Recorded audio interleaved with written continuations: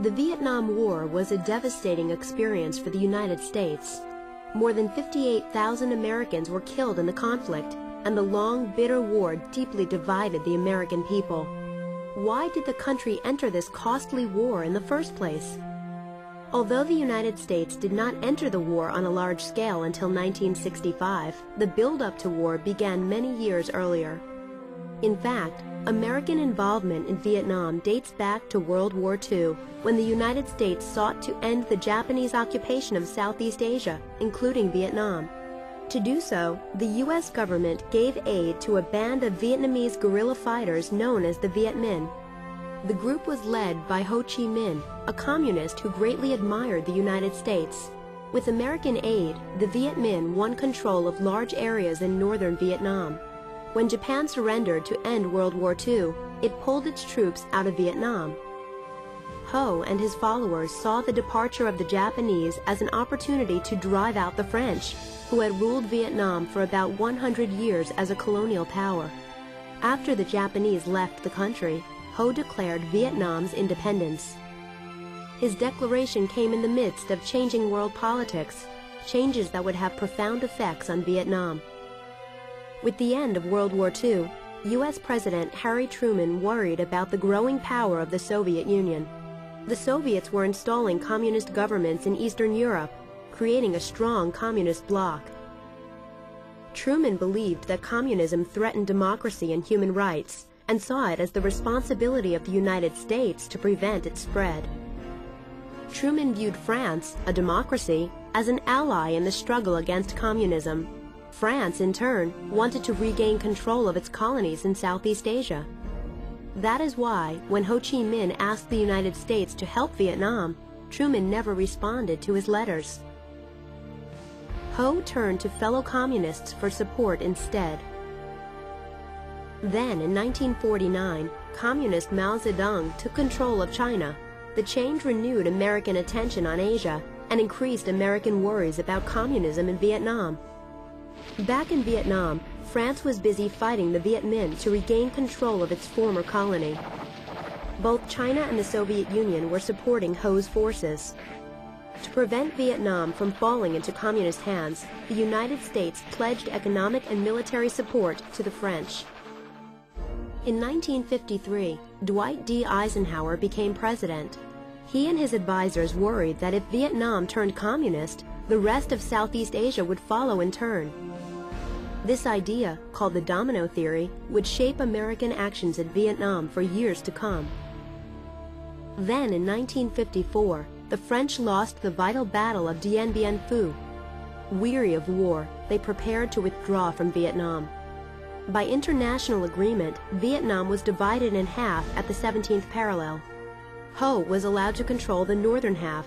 Anti-communist forces held the southern half. The agreement also called for elections to be held so that Vietnam would be united under one leader. Ho was expected to win. But the United States had no desire for Vietnam to be unified under a communist leader. The elections never took place. The United States started providing economic and military aid to the South Vietnamese government, led by Ngo Dinh Diem. Diem was unpopular, however, and many in South Vietnam opposed his rule. Communists in the South formed a group known as the National Liberation Front. They sought to overthrow Diem and unite North and South Vietnam. NLF guerrilla fighters called the Viet Cong destroyed roads and bridges in the South and assassinated government officials. They carried out these attacks with the help of North Vietnam. After John F. Kennedy was elected president in 1960, U.S. involvement in Vietnam took a new turn. Soviet leader Nikita Khrushchev had promised to back all wars of national liberation, like the one in Vietnam. This confirmed American fears that communists were bent on taking control of the world. Kennedy and his top aides saw South Vietnam as the only hope they had in preventing the spread of communism in Southeast Asia. Kennedy sent 400 military advisors to Vietnam to teach the South Vietnamese army how to fight the Viet Cong more effectively. North Vietnam grew concerned about increasing American involvement in the war. Meanwhile, support was dwindling for Diem and his government in South Vietnam. Diem showed favoritism to fellow Catholics, which angered the mostly Buddhist population of South Vietnam. Diem also cracked down on anyone opposed to his rule, whether communist or not. His government began arresting and even killing opponents. Buddhists began to burn themselves alive in protest of the Diem regime. American leaders came to think that they could never help South Vietnam win a war against communism under the leadership of Diem. To alleviate this problem, the United States backed a military coup to replace him. In November 1963, Diem was removed from power and assassinated. 3 weeks later, President Kennedy was assassinated. Vice President Lyndon B. Johnson was inaugurated as the new president. Johnson was a firm believer in the domino theory and did not want to be the president who let Southeast Asia fall to the communists. Johnson also thought that pulling out of Vietnam would destroy American credibility, since 2 prior presidents had pledged their devotion to a free South Vietnam. In January 1964, another coup took place and General Nguyen Khanh became the new leader of South Vietnam. The United States began to support Khanh in hopes of obtaining a stable government in South Vietnam. Khanh was unable to build a strong base of support, however. The lack of a strong leader would make it very difficult for South Vietnam to defeat the communists. Then, in August 1964, the fighting took a new turn. An American destroyer, the USS Maddox, was patrolling the Gulf of Tonkin off the coast of North Vietnam when North Vietnamese torpedo boats began to fire at it.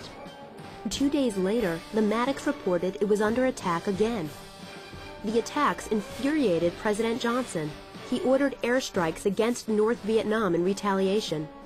He also asked Congress to pass the Gulf of Tonkin Resolution, which granted the president permission to do anything necessary to repel any armed attack against the forces of the United States and to prevent further aggression. The resolution allowed Johnson to send troops to fight in Vietnam without having to ask Congress for a declaration of war. Johnson began developing a strategy for complete American involvement in the war. Meanwhile, the Viet Cong were making more attacks on American positions. In February 1965, the Viet Cong initiated an attack on Pleiku, an airbase north of Saigon, killing 8 Americans and wounding many more. The political situation was worsening in South Vietnam too. Khanh had been replaced, and a series of coups followed. Johnson's advisors urged him to mount a bombing campaign against North Vietnam to punish the North for its support of the Viet Cong and to rebuild morale in South Vietnam. Johnson agreed and ordered Operation Rolling Thunder, a continuous bombing campaign against North Vietnam. He hoped the intensive bombing would bring the North to peace talks. It did not work. While the bombing got underway, American military commanders warned that South Vietnam's army was on the verge of collapsing. Johnson sent more American troops into Vietnam. American soldiers also stepped out of their advisor roles to take on more active military operations.